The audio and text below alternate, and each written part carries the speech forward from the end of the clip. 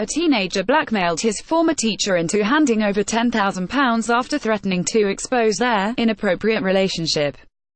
The 18-year-old from Leicester used a fake email address and Facebook account to pose as a stranger claiming to have evidence of encounters between the pair. Woman blows life savings after being given 5 years to live. He told the teacher her life would flip upside down if she did not give him large quantities of cash, Leicester Crown Court heard.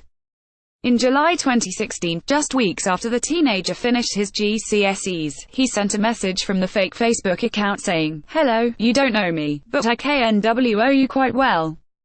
He claimed to have a picture of her in an intimate position with a student, in reality himself, and said he wanted £8,000 not to use it against her.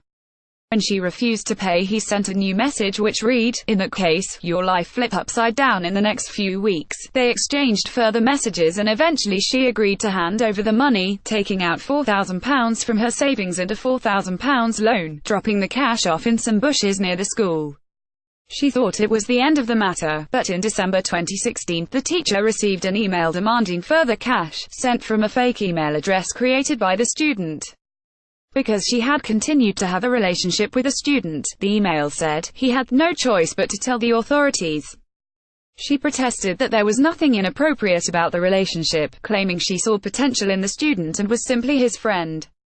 He had needed money to take part in some extracurricular sporting activities which she provided, and she felt obliged to look out for him, as his mother was ill, the teacher had argued. She eventually agreed to drop off an extra £2,000, which she scraped together using credit cards, loans and an overdraft. In February 2017 she received a final email requesting £12,000, which she couldn't afford, so she decided to contact police. Officers found a phone and laptop which had been used to create the fake profiles after searching his home address.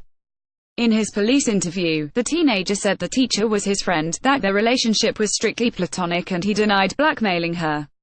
But he pleaded guilty to the charge of blackmail at his first Crown Court appearance and made reports of UAL encounters between him and the teacher happening when he was 15. Defending the teenager, Pree Brader said, he accepts in his police interview he did not make admissions.